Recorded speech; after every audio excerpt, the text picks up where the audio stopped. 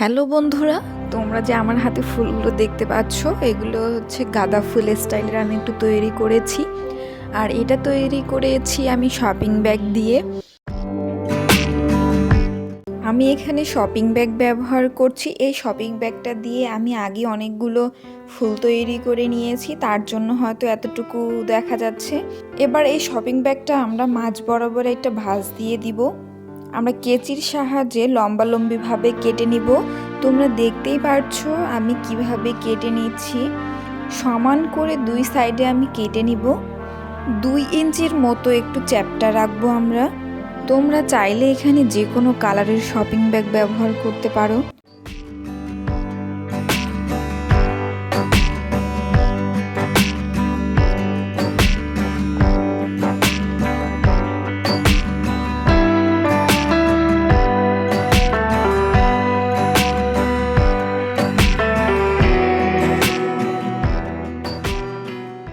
কাটা হয়ে গেছে, আমি তোমাদের দেখিয়ে দিচ্ছি। এটা এখনো 2 ভাঁজেই আছে।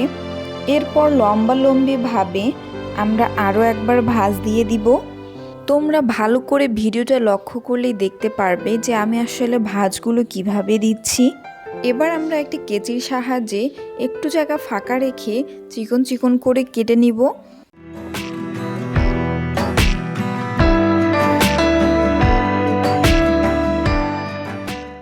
এভাবে করে আমি সম্পূর্ণটা কেটে নিব।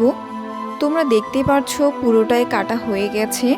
এবার একটা টুথপিকের সাহায্যে আমি যে চিকন করে কেটে রেখেছিলাম সেই লাইনগুলো খুলে দিচ্ছি। তোমরা চাইলে এই লাইনগুলো খোলার জন্য অন্য কিছু ব্যবহার করতে পারো, বাট টুথপিক দিয়ে খুললে অনেক সহজেই এটি খোলা যায়।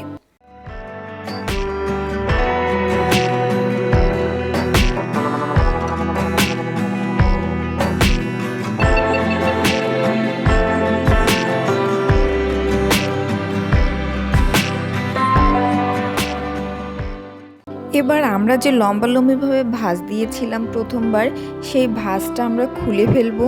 খুললেই কিন্তু শপিং ব্যাগটা অনেক বড় হয়ে যাবে। তোমরা দেখতেই পারছো শপিং ব্যাগের অংশটা কত বড় হয়েছে। এখন লাগবে সুই সুতা।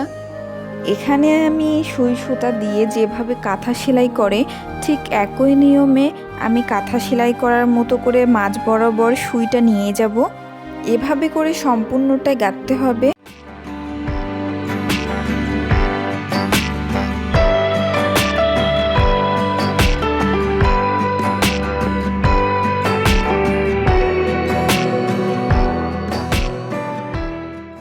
সম্পূর্ণটা সুই সুতার মধ্যে গাঁথার পর এরকম হাত দিয়ে একটু ঘোরাতে হবে। ঘোরালে সবগুলো একটু এলোমেলো হয়ে যাবে। এরপর শক্ত করে 2-3টা আমি গিট দিয়ে দিব।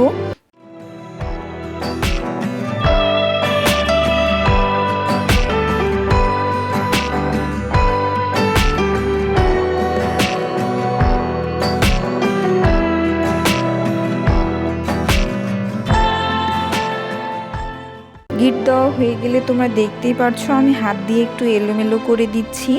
তারপর যদি তোমাদের মনে হয় যে না কোনো জায়গায় ছোট কোনো জায়গায় বড় লাগছে দেখতে, তাহলে তোমরা একটা কেচির সাহায্যে এভাবে কেটে নিতে পারো।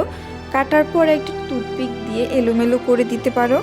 তাহলে তোমরা দেখতে পারবে একটা কদম ফুল অথবা গাঁদা ফুলের মতো গোল হয়েছে। এভাবে করে আমি লাল এবং হলুদ কেটে নিয়েছি। এরপর আবারও লাগবে সুই সুতা। সুই সুতার মাধ্যমে আমি একটা একটা করে গেঁথে নিব। তোমরা ভিডিওটি দেখো, দেখলেই বুঝতে পারবা। সম্পূর্ণটাই এভাবে গাঁথা হয়ে গেলে আমাদের গাজরা বা মাথার ক্রাউন তৈরি হয়ে যাবে। চাইলে তোমরা এটা কিন্তু হাতেও ব্যবহার করতে পারো এভাবে ফুল বানিয়ে।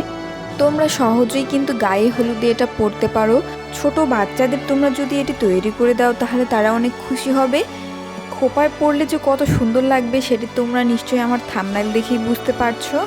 অবশ্যই তোমরা এটা বাসায় ট্রাই করবে এবং আমার সাথে শেয়ার করবে।